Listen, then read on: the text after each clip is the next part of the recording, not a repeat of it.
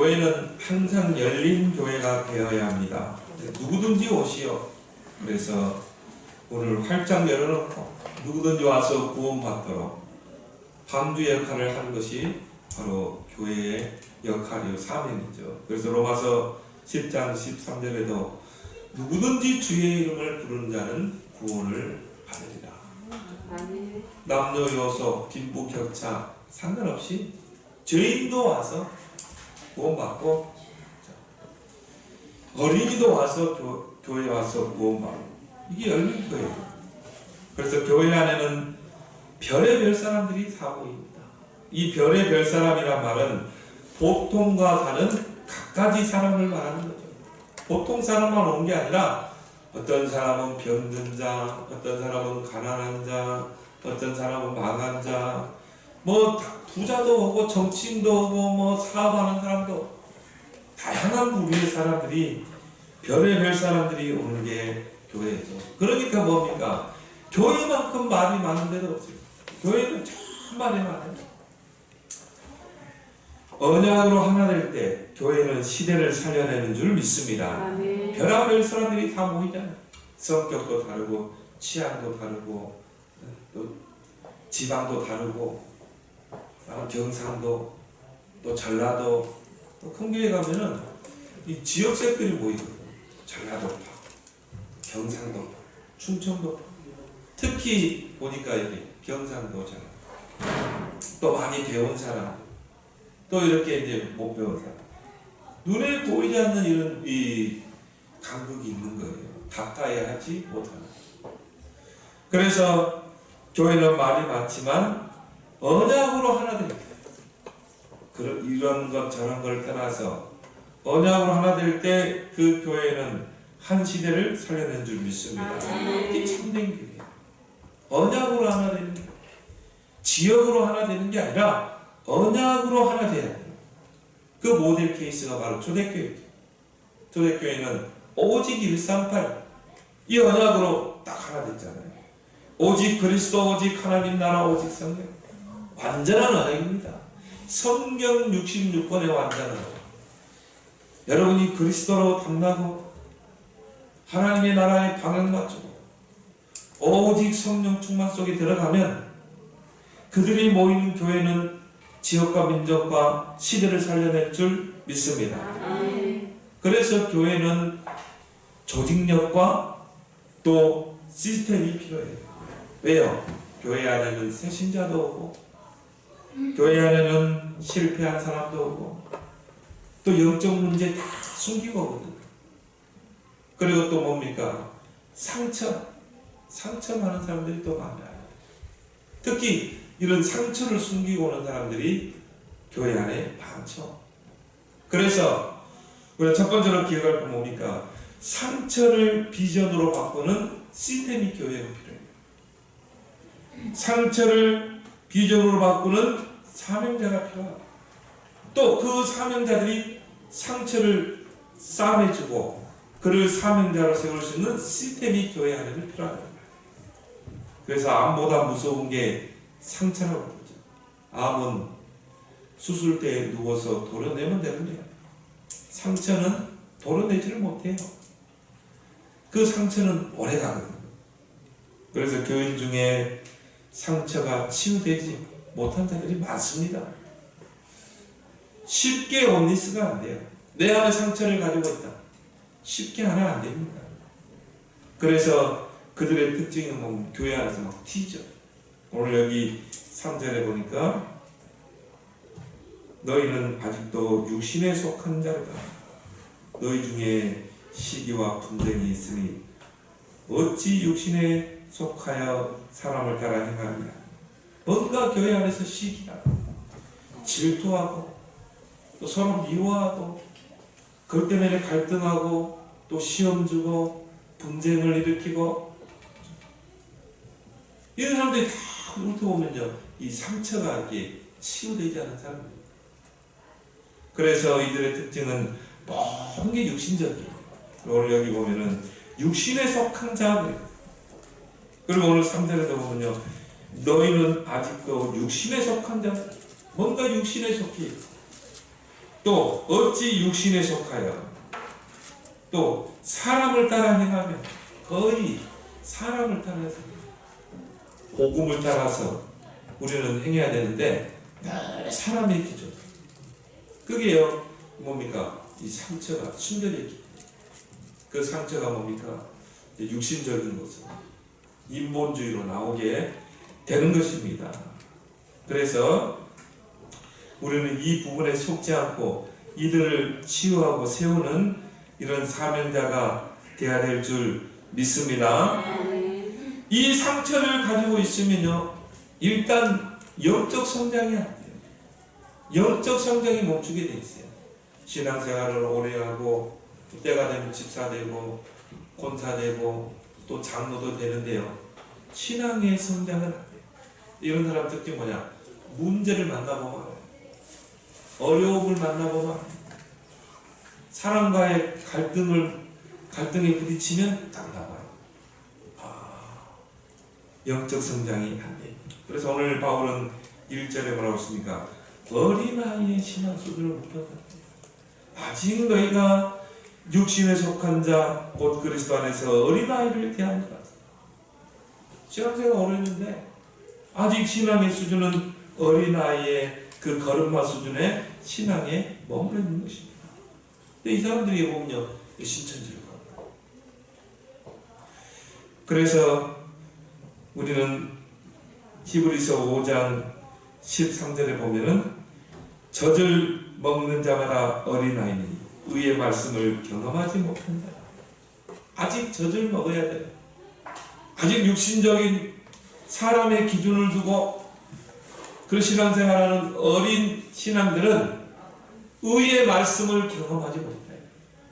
정말 하나님 말씀이 내게 막 언약이 되고 하나님 말씀이 내게 송이꿀과 같이 되고, 그 말씀의 능력이 얼마나 큽니까? 그 말씀은 살았고 운동력 있는 말씀이라고요. 우리의 모든 것을 고쳐 낫게 하고 각인 뿌리 체질을 다 바꾸게 돼 있어요. 혼, 영, 관절, 골수를 다 찔러 쪼갠다고. 마음의 생각하여 다 바꾸게 돼 있어요. 우리 랩런트들에게 말씀, 이게 들어가게 되면, 말씀의 흐름을 딱 하고 말씀의 언약 속에 들어가면 우리 아이들의 마음과 생각이요, 하나님께 집중하게 돼 있어요. 요게 안 된다. 그럼 그거를 우리가 해야 될 줄 믿습니다. 용돈을 주든지 이렇게 해서라도 우리 아이들이 매일 말씀 속에 들어 기도 수업하고 성경 하루에 한 장이라도 이렇게 하고 요절 암송하게 하고 그리고 같이 포럼하고, 그래서 우리 아이들이 말씀 속에 들어가야 바뀐다는 거예요. 말씀의 흐름 속에 들어가야 돼요. 히브리서 4장 12절에 말씀이 아니면 치유 안 됩니다. 그 상처가 그대로 남아있어요. 상처 있는 사람 특징이 뭡니까? 절대 말씀의 흐름을 따라가요. 그럼 뭡니까? 말씀 성취의 그 맛을 보지 못했어요. 그러니까 이 상처가 남아있으니까 사탄이 이거를 통로로 삼는 것입니다. 근데 우리는 어떻게 해야 돼요? 이 모든 상처를 비전으로 바꾸는 자가 되어야 될 줄 믿습니다. 그 상처 속에 머물러 있으면 안 돼요. 이것을 비전으로 바꿔야 돼요. 교회 내의 상처를 비전으로 바꾸도록 돕는 시스템이 있어야 돼요. 이런 사람들이 딱 양육해서 이 사람의 상처를 치료하고 흐름을 타도록 해줘야 돼요. 그럼 어떻게 우리가 상처 속에 머물지 않고 이 상처를 비전으로 바꿀 수 있을까? 우리가 요셉의 경우를 좀 봐야 됩니다. 어떻게 요셉은 상처를 뛰어넘어 서밋의 자리에 갈 수 있었는가? 요셉만큼 상처가 많은 사람도 없을 거예요. 인간적으로 어릴 때 엄마가 죽었거든요. 그것만큼 큰 상처는 없을 것이에요. 그거 평생 간다고 그래요. 박우영 사모님 보면 간들 때 항상 그 이야기, 어머니가 어릴 때 죽었어요. 그 새엄마를 이제 얻어가 있을 거예요. 근데 아무리 새엄마가 잘해줘도 그 어릴 때 돌아가신 어머니만큼 하겠어요. 항상 그 어머니에 대한 그리움이 있는 거예요. 상처가 있는 거예요. 근데 중요한 거는 이분이 이 복음의 흐름을 탄 거예요.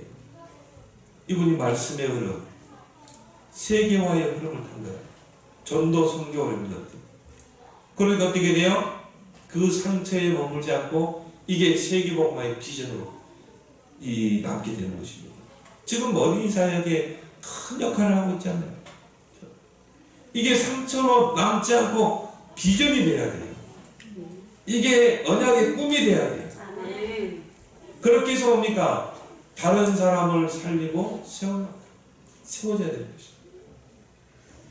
근데 요셉은 어릴 때 어머니가 죽었어요. 또 그 배다른 형제들의 시기 때문에 어떻게 됐습니까? 죽을 고비를 몇 번 넘겼잖아요. 구덩이에 형들이 요셉을 죽이자 이렇게 모으기를 한 거죠. 뭐 어떻게 죽이느냐? 저 구덩이 집어넣자. 저 구덩이에 집어넣어서 죽이자는 거예요. 근데 그 구덩이에 던졌는데 마침 물이 없었어요. 살아남은 거죠. 그것도 어떻게 죽이냐? 형들이야. 큰형이 야 어떻게 죽이겠냐? 그냥 저기 애굽의 노예로 팔자. 그렇게 해서 미디안 상인들에게 이제 돈을 받고 요셉을 팔아요. 거기에서 받는 그 상처가 얼마나 크겠어요. 배다른 형이라도 형 아니에요. 그 형들이 노예로 팔아버렸다는 거예요. 이 상처가 겹치고 겹친 것입니다. 만약 요셉이 상처를 안고 있었다면 어떻게 되겠어요? 큰 인물로 쓰임받지 못했을 것입니다. 그 상처가 영적 문제로 탁 나갔을 거예요. 절대 썩이자를 갈 수 없어요. 왜? 상처 안에 머물러 있으면 영적 성장이 안 돼요. 어떻게 하나님 쓰겠어요? 여러분은 상처 속에 머물러 있지 말기 바랍니다. 여러분은 그거를 비전으로 바꿔야 돼요. 요셉은 확실한 언약이 있었어요. 창세기 37장 1절 11절에 보니까 꿈을 통해서 이 언약이 확실하게 보입니다.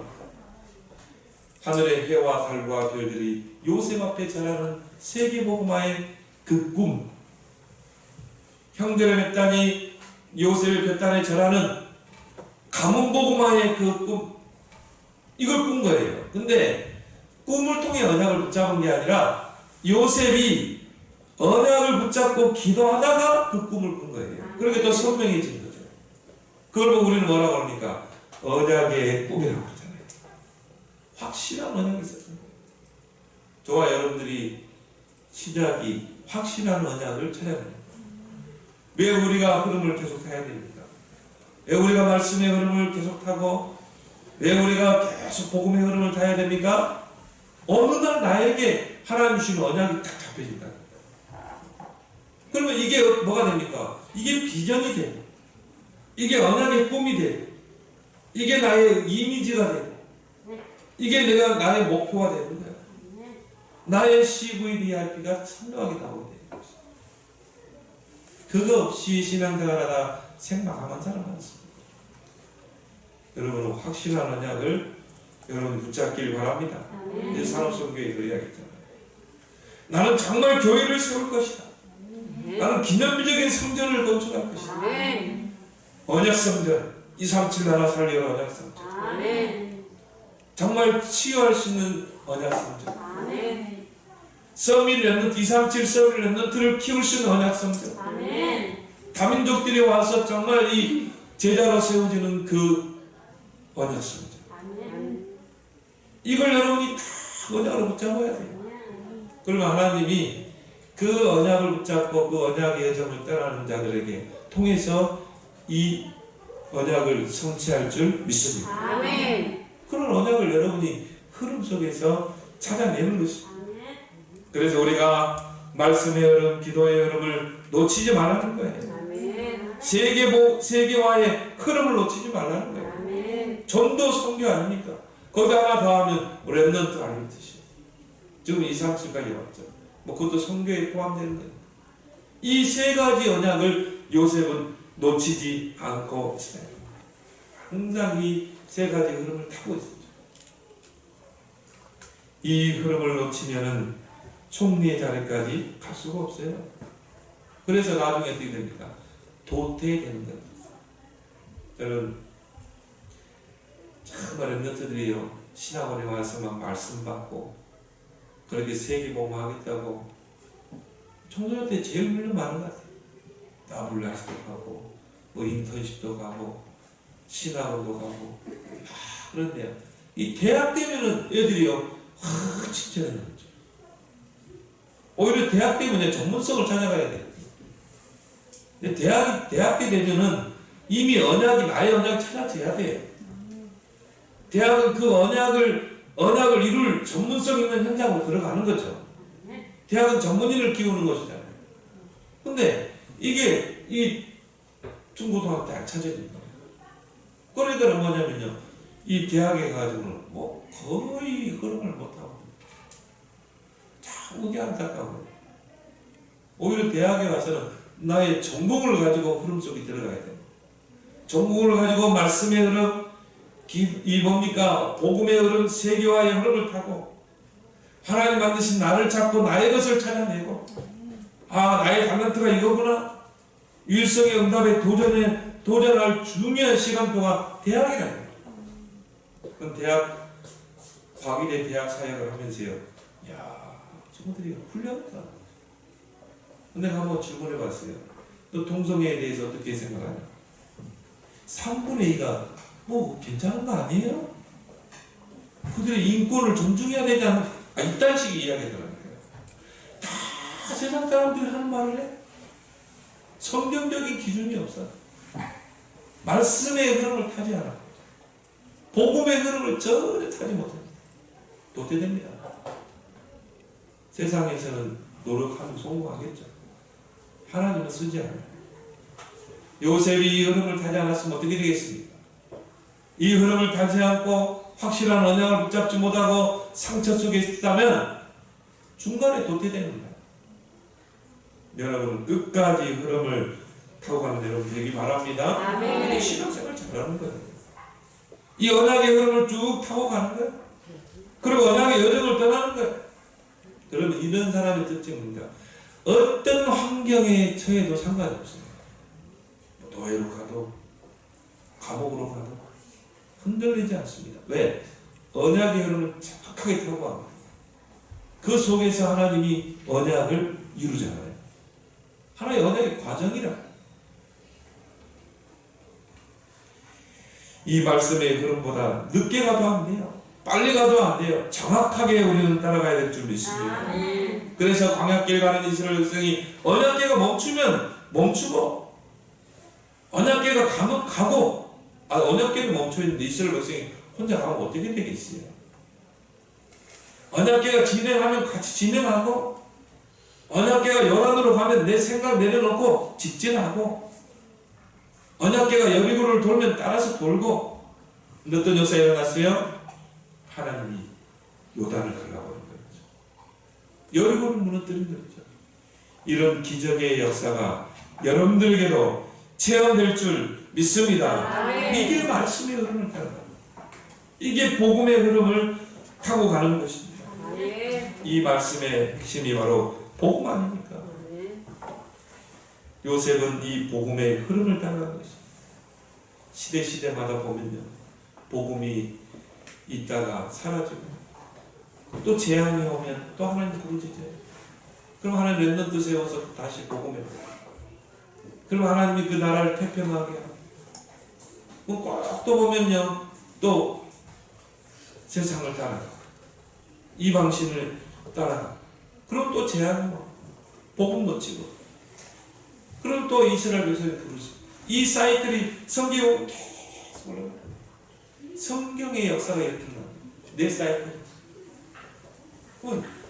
세계사의 시대의 그 역사가요. 그렇게 나와요. 정말 우리가 이 계속 연이어서 이 바이러스 때문에 많은 사람들이 죽어가는 거예요.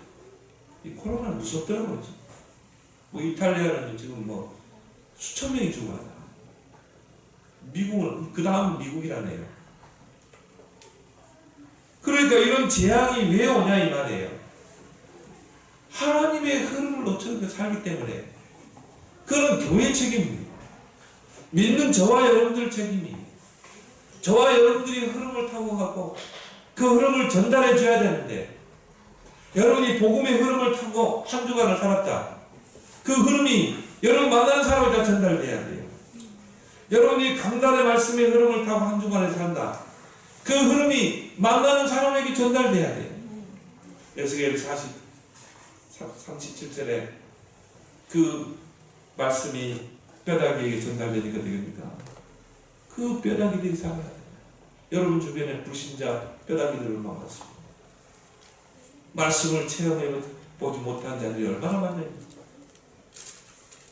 에스겔 40장에 성전 문지방에서 흘러나가는 그 말이 내 인생에 흘러차고 넘쳐서 그 물이 흘러들어가는 죽은 바다가 살아나, 죽은 강이 살아나.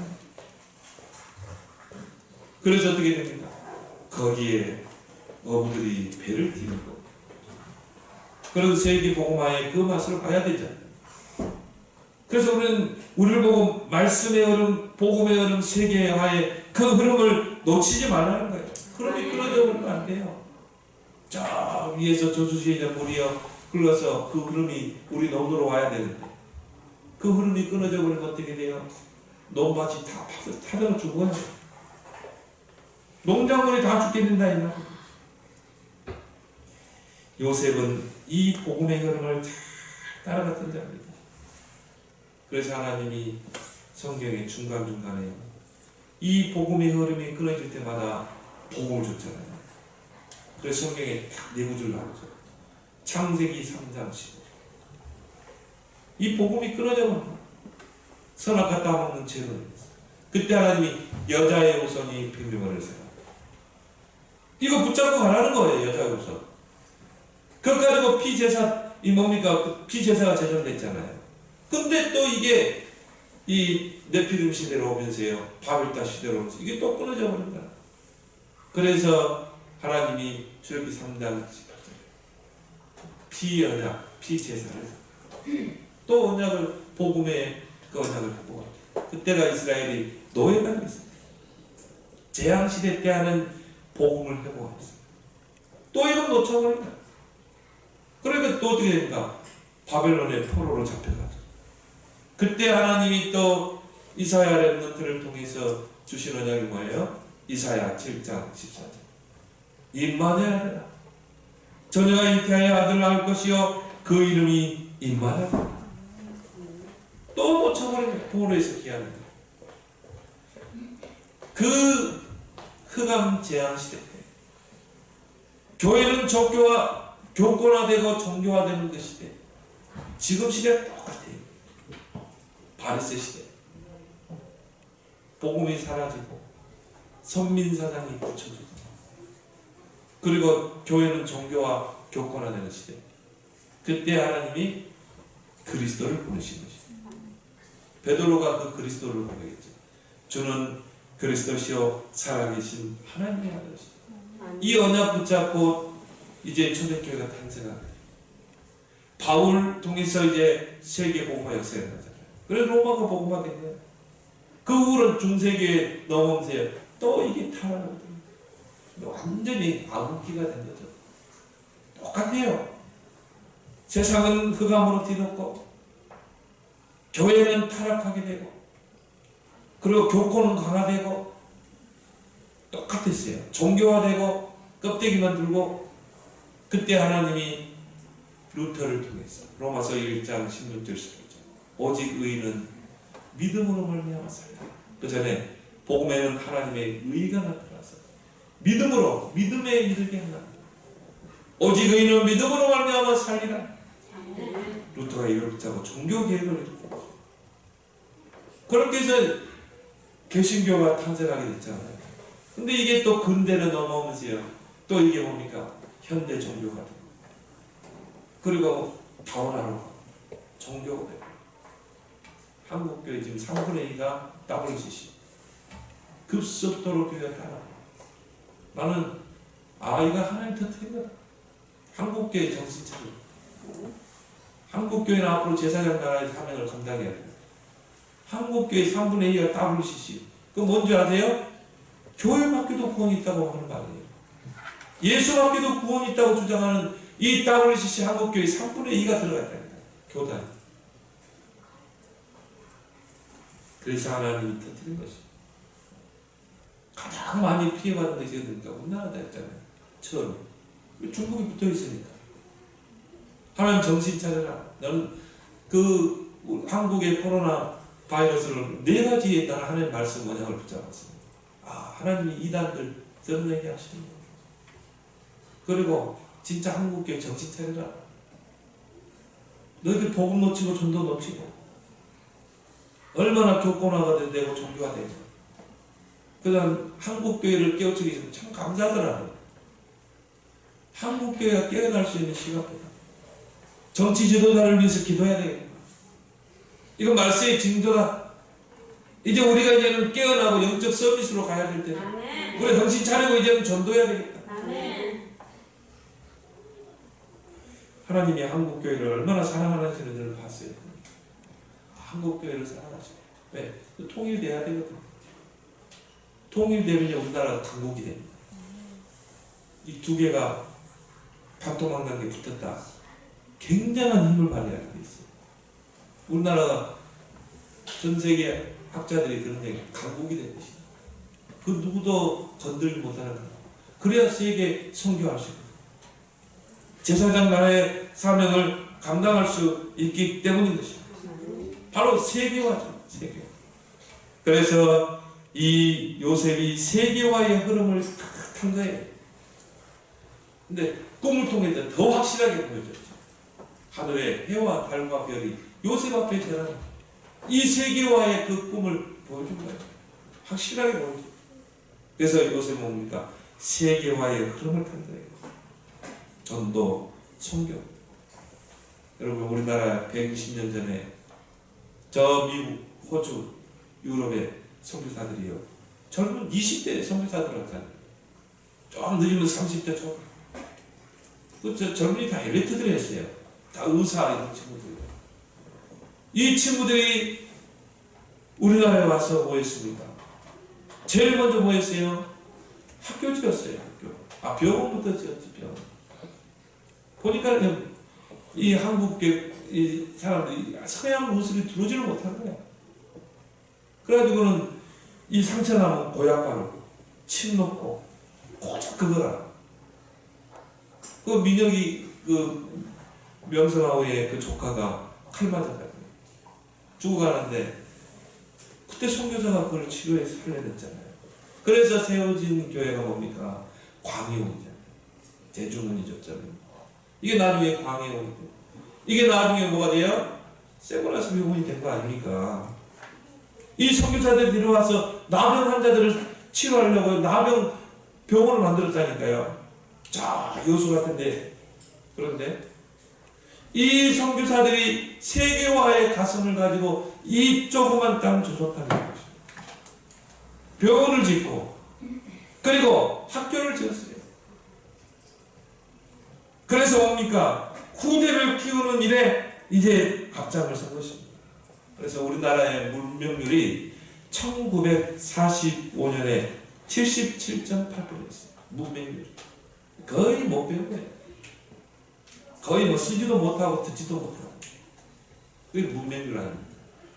그게 77.8%. 2000년도에 보니까 1.7% 나왔어요. 완전히 다운된 거예요. 문명률이 1.7%밖에 안 돼요. 글씨 보고 쓰고 이렇게. 이 공훈이 누구에게 있어요? 물론 하나님이 하신 거지만 선교사들이 우리나라에 들어와서 세계화의 그 흐름을 탄 선교사들이 우리나라에 들어와서 그것이 학교를 세운 거예요. 여러분 지금 연세대, 이화여대, 배재 대학교 다 이 선교사들이 세운 학교예요.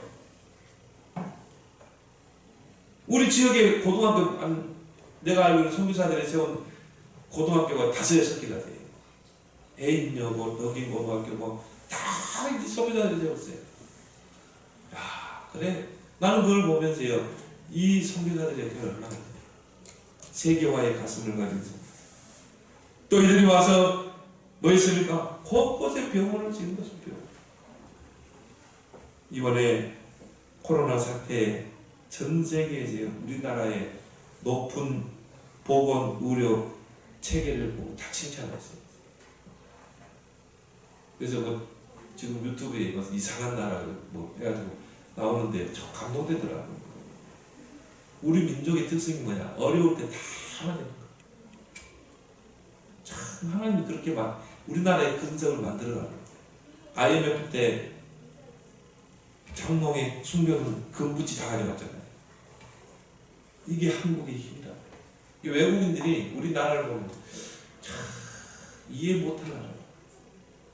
아니 이번에 코로나 사건 나는데 전국에 있는 의사들이 와가지고 자원봉사하고 어떤 정치인은 또 자기 옛날에 의술을 가지고 봉사하고 간호사들이 와서요 거기서 콧등에 막 바짝 옥정하면서 막 그렇게 봉사. 이상한 나라. 이해할 수 없는 나라. 어떤 할머니는 너무 수고한다고요. 자기 재봉틀로 이렇게 박아가지고 이 마스크 만들어가지고 그거 갖다 기증하기도. 어떤 식당 하나 아줌마는 그 간호사들 의사들이 간단하게 먹을 수 있는 샌드위치 만들어가지고. 이상한 나라. 이해할 수 없는 나라. 그런 거다. 그 영상이 그래. 한번 유튜브 한번 보세요. 진짜 눈물 나더라. 이거는 하나님이 우리나라를 이렇게 근성으로 만들어. 그래서 유일하게 살아남은 민족이 우리 민족은 한민족. 그럼 앞으로 하나님이 하실 일이 남아있는 줄 믿습니다. 정말 세계 그 나라들이 이 코로나 사태를 극복해 나가는 걸 보고 놀래버린 거야. 모든 걸 다 오픈했잖아요. 숨기지 않았습니다. 일본도 지금 숨기고 있거든요. 일본도 숨기고 중국도 숨겼고 전에 우리나라는 모든 걸 다 밝혔어요. 그래서 그거를 전 국민이 하나님 하고 극복해 나갈 거예요. 그래서 여러분 4월달에 다 잡히도록 여러분 기도하기 바랍니다. 기도하고 있습니다. 하나님 0%까지 하겠습니다. 정말 저희 젊은이들이 희생당하는 걸 보면서요. 빨리 이걸 잡아야 된다. 그래서 지금 전 세계에서 우리나라 이 코로나 사태를 극복하는 것을 이제 모델 케이스로 받았어요.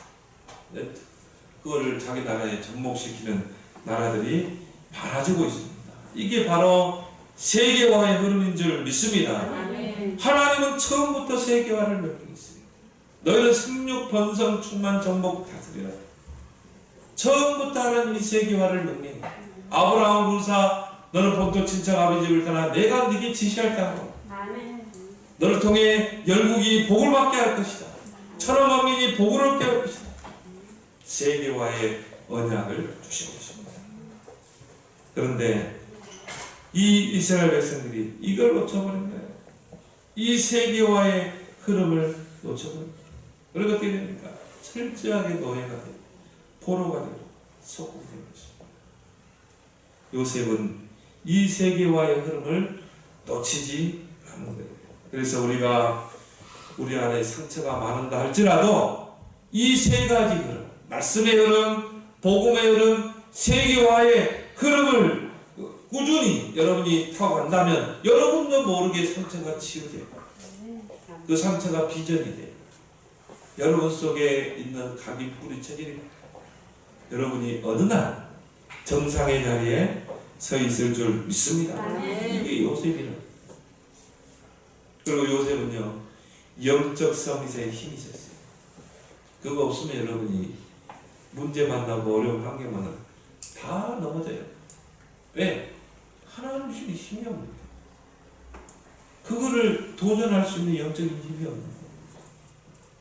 가장 중요한 기도의 힘이 없는데 하나님께 집중할 힘이 없는데 그 노예라는 환경이 얼마나 힘든 환경이에요.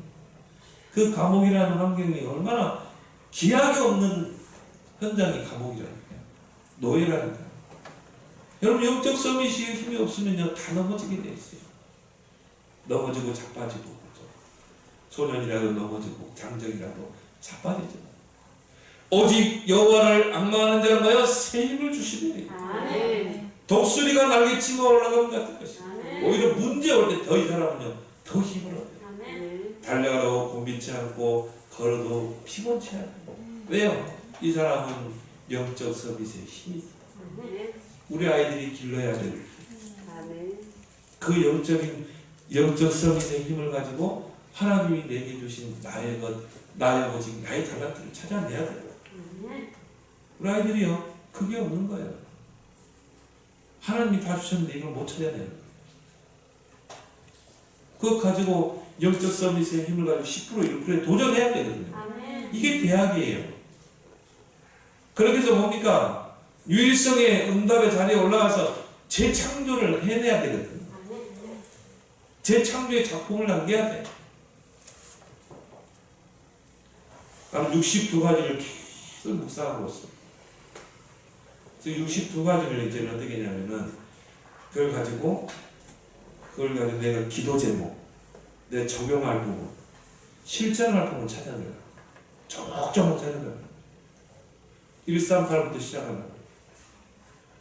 그걸 가지고 내 기도 제목, 내 적용할 부분, 실천할 부분입니다. 우리 자녀를 놓고 내가 138을 가지고 우리 자녀에게 기도 제목을 뭘 줘야 할 것인가?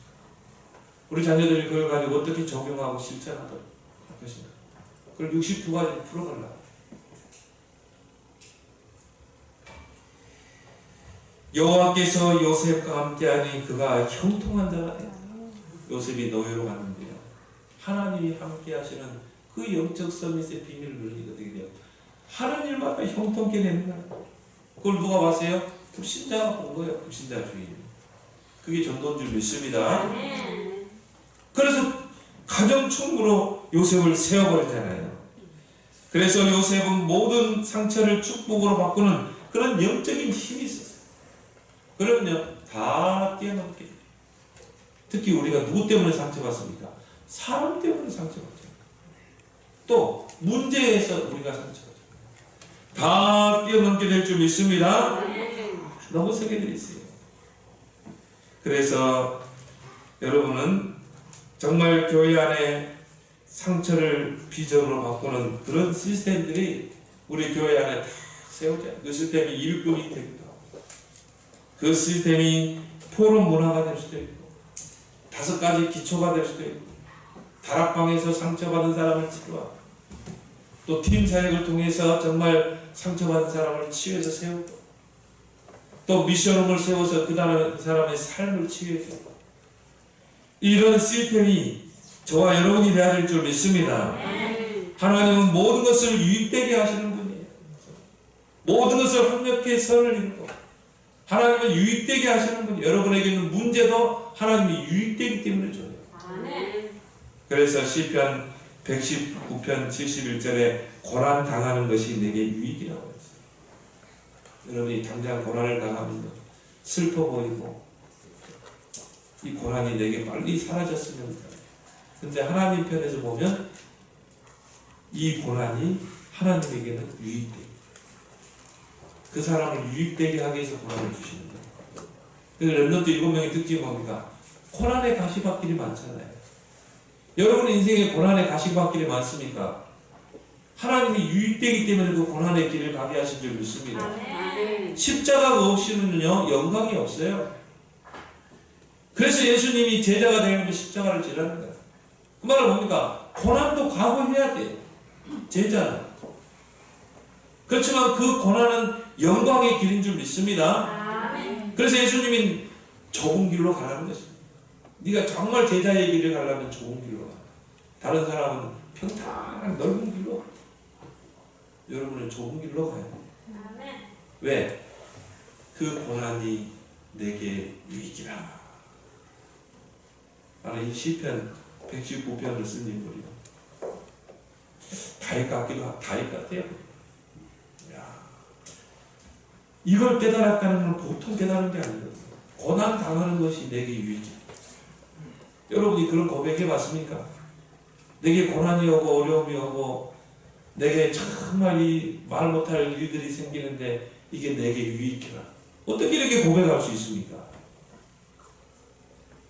히브리서 12장 10절에 징계가, 하나님께서 우리에게 징계를 주시는 것은 우리의 유익을 위하여 하나님의 뜻대로 잠시 주는 것이다. 하나님 여러분의 징계를 내립니다. 채찍을 내리기도 하고 매를 들기도 하고. 근데 이게 우리의 유익을 위해서. 여러분 자녀들을 이때로는 말씀으로 매를 들잖아요. 근데 나의 유익을 위해서 엄마가 나에게 매를 드는 거 이렇게 생각하는 랩런트가 있을까요?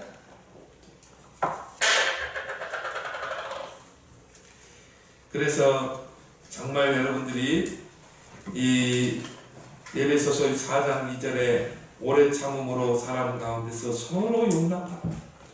이런 상처 있는 사람들, 문제 속에 있는 사람들을 여러분이 끝까지 기다려줘요.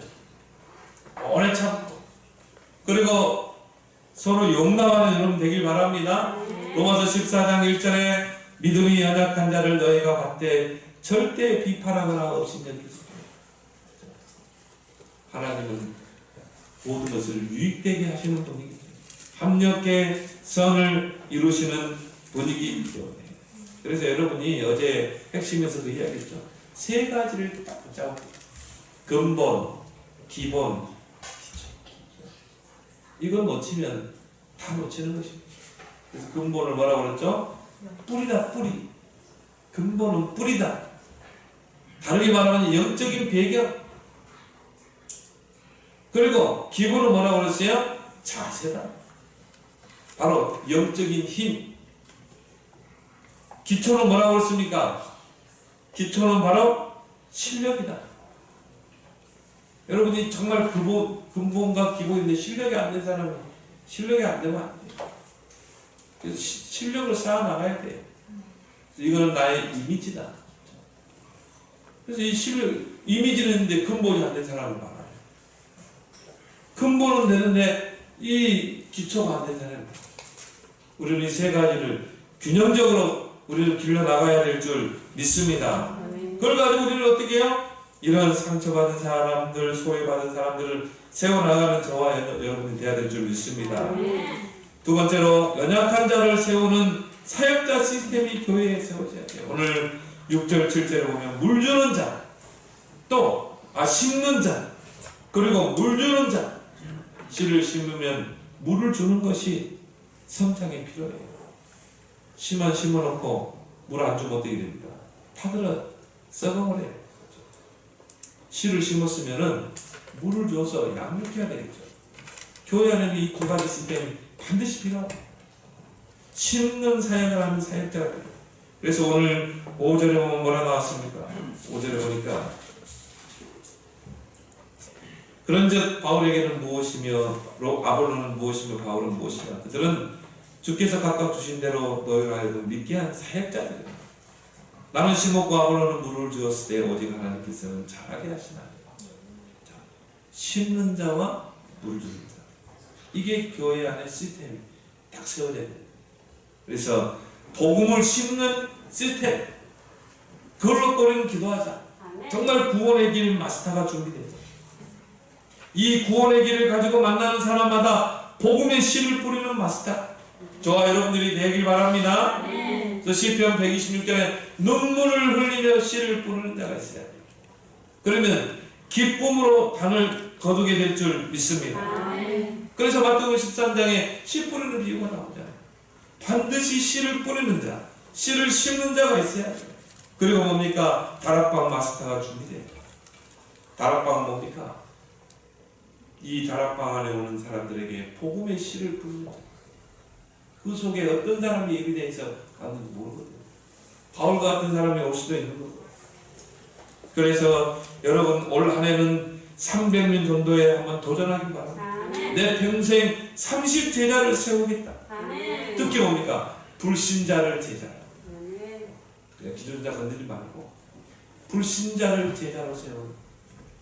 또 우리 주변에 병든 자 많잖아요. 그 병든 자를 치유해서 서밋으로 세우는. 또 렘넌트 중에서 정말 237 서밋 인재들이 있거든요. 렘넌트 중에 있어요. 그런 렘넌트를 찾아 세우는. 이 사역에 여러분이 정말 도전하기 바랍니다. 심었으면 이제 뭡니까? 물을 주는 사역. 물을 주는 사역을 하는 사역자. 양육 시스템이죠. 그래서 교회는 뭡니까? 복음을 심는 시스템, 양육 시스템. 저도 하초를 길러보니까 물을 식을 때도 없이 주면 안 돼요.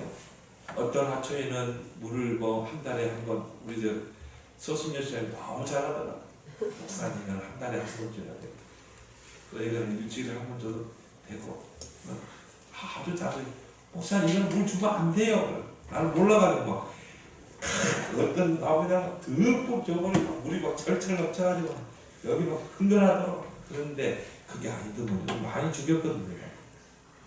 근데 나무에 따라 물을 적게 주고 또 많이 주고 이제 그런 나무도 있고 또 한 달에 한 번 주는 물이 있고 그리고 날짜에 맞게 적절하게 줘야 바른 성장이고 물만 주면 됩니까? 거기다 거름도 같이 줘. 영양제도 심어서 그래서 이 나무가 어떻게 해요? 쑥쑥 자라게 해줘야 돼요. 이게 양육입니다. 여러분이 새신자를 현장에서 영접시켜서 어떻게 해요? 양육할 거예요. 어떤 사람에게는요, 막 메시지를 많이 줘야 될 사람이 있어요. 그 사람은 영적 문제 시달리고 정신적인 문제 시달리고 이 사람 매일 찾아가야 돼요. 병든 사람 매일 찾아가야 돼요. 왜? 갈급하거든. 어떤 사람은 좀 거리를 두고 일주일에 한 번, 막 한 달에 한 번씩 해요. 이런 사람도 있어요. 어떤 사람 막 걸음까지 줘야 될 사람, 때로는 과일도 사가지고 하고 빵도 사가지고 하고. 그렇게 해서 뭡니까? 딱 세워나가는데 이걸 못하니까 신천지가 200가지 전도 전략을 가지고 교회를 다 무너뜨려. 교회를 휘저고 갔잖아요. 일시에 30일을 만들었잖아요. 다 그 사람들이 기성교회 교인 아닙니다. 200가지 전략을 가지고 꼬셔가지고 들어왔다니까. 우리가 다 못지. 여러분이 회복하길 바랍니다. 그래서 전문적인 개인 양육 마스터가 일어나야 돼요. 초대교회처럼 성전에서 떡을 떼고 집에서 떡을 떼고 그러면 오직 자라게 하시고 열매 맺게 하시는 분은 하나님인 줄 믿습니다. 그래서 오늘 7절에 보니까 심는 이나 물 주는 이는 아무것도 아니다. 오직 자라게 하시는 이는 하나님뿐입니다. 심는 이와 물 주는 이는 한 가지나 각각 자기 일한 대로 자기의 상을 받는다. 오직 자라게 하시고 열매 맺게 하시는 분은 누구예요? 하나님. 하나님은 자라게 하시고 열매 맺게 하시고 3천 제자 열매를 맺게 하시고 그러면 그 교회가 3천 제자 열매를 하나님께로부터 맺히려면 우리가 심는 시스템이 돼야 돼요. 우리가 양육하고 물 주는 시스템이 돼야 돼요. 그래서 우리 교회는요 철저하게 뭡니까? CVB 방향 맞춰서 정말 이 구원의 길 마스터, 개인 양육 마스터, 사모를 마스터는 세워져야 돼요. 그래야 뭡니까? 곳곳에 사명 모임 영접운동, 개인 양육해서 복음화 제자와 교회와 재생산시키고 우리는 렘넌트를 키워내야 돼요. 그리고 뭡니까? 병든 자를 치유해내야 돼요. 서비스로 세워야 되는 것입니다. 세 가지 마스터 여러분이 되기를 예수 그리스도로 축원합니다. 마지막으로 교회를 힘써 세우는 하나님의 동역자로 여러분이 쓰임 받길 바랍니다. 오늘 9절에 우리는 하나님의 동역자들이며 너희는 하나님의 밭이요 하나님의 집이니라. 자, 밭이 나오고 집이 나왔어요. 이게 바로 동역자 시스템입니다. 하나님의 밭을 잘 일구는 동역자 시스템. 교회 내에 밭이 있어요. 교회 밖에도 밭이 있어요. 여러분 불신자 밭에 들어가서 그 사람을 제자로 만드는 진짜 사역자로 동역자라고 쓰입니다. 여기 보니까 하나님의 동역자라고 했어요. 여러분이 전도하러 갈 때, 여러분이 양육하러 갈 때 하나님이 여러분과 함께 동역하십니다. 정말 이 응답에 여러분이 한번 도전해봐요. 내가 저 불신자 밭에 가서 보화를 찾아낼 것이다. 값진 진주를 찾아낼 것이다. 저 병든 자 현장 속에 밭에 들어가서 저들을 치유해서 내가 서비스로 세울 것이다. 내가 저 렘넌트 밭에 들어가서 237 나라를 살릴 수 있는 인재를 렘넌트 인재를 키워낼 것이다. 여러분 이 세 가지 도전하기 바랍니다. 불신자 전도, 병든 자 전도, 렘넌트 전도 해보세요. 하나님의 밭을 옥토로 잘 일구는 하나님의 동역자가 되라. 그래서 마태복음 13장에 네 가지 밭이 나와요. 길가, 돌, 가시. 근데 그 속에 뭐가 있어요? 옥토가 숨겨져 있다. 이 옥토의 특징이 뭡니까? 백배로 결심했잖아요. 옥토밭에 씨가 떨어지면 어떻게 돼요? 백배로 이 열매를 맺게 되는 거예요. 여러분이 옥토 제자 한 10명만 찾아봐요. 내 평생에 옥토 제자 10명 찾아봐요. 그럼 몇 명 돼요? 일시에 1000명 오예요. 여러분이 진짜 옥토같이, 옥토의 특징이 뭐니까 잘 듣고 잘 깨닫고 나가서 백배로 결심해요. 어떤 사람은 10년 넘게 복음을 다 복음이 완전 나의 복음이 안 돼. 아직도 창세기 3장, 6장, 11장 기준이 아직도 내 기준, 육신 기준, 세상 기준 이게 안 바뀐 거야. 근데 이 사람은 불신자 속에 있었는데요. 병든 자 속에 있었는데 렘넌트 중에 보니까 탁 복음을 듣니까요. 너무 잘 깨닫고 잘 듣고 잘 깨닫고 이 사람은 보니까 세우니까 100배로 결정했어요. 이 사람을 10명만 세워보라 이 말이에요. 10명 세우면 몇 명이요?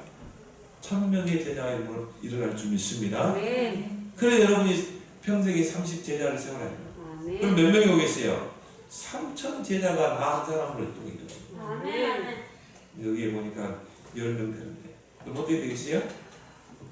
3만 명 금방 하고 도전하기 바랍니다. 하나님의 집 성전을 잘 세우는 동역자 시스템이 되라. 하나님의 집이요 하나님의 밭이라. 하나님의 집 성전을 세우는 동역자. 우리가 교회를 보고 성전이라고 합니다. 구원받은 성도를 보고도 성전이라고 합니다. 그래서 여러분은 교회당 성전을 세우는 동역자가 되길 바랍니다. 이제 사람성경처럼요. 내가 정말 기념비적인 성전을 지을 것이다. 237 언약 성전, 서밋 언약 성전, 치유 언약 성전 세울 것이다. 그리고 교인들 한 명 한 명을 성전으로 세우는 그런 반석 신앙으로 세우는 그런 하나님의 동역자, 하나님의 동역자예요. 근데 이 사람들의 특징이 뭡니까? 하나님이 다 일한 대로 자기의 상을 받는다. 여러분이 하나님의 사역자로 하나님과 함께 밭을 일구고 집을 세우는 하나님의 동자로 쓰임 받으면 하나님이 자기가 일한 대로 상을 베풀 줄 믿습니다. 이런 축복의 그런 증인들이 되기를 예수 그리스도로 축원합니다. 하나님의 은혜를 감사합니다. 교회를 힘써 세우는 하나님의 일꾼들로 쓰임받게 하여 주시옵소서. 상처받은 자들을 치유하여 제자로 세우고 연약한 자를 세우는 그런 사역자로 또한 하나님의 밭을 일구고 또 하나님의 성전을 짓는 그런 동역자로 하나님 쓰임받게 하여 주옵소서. 그래서 하나님 우리 교회에 주신 미션 3000 제자 시대를 여는 그런 응답을 허락하실 줄 믿습니다. 예수님의 이름으로 기도드리옵나이다. 아멘. 우리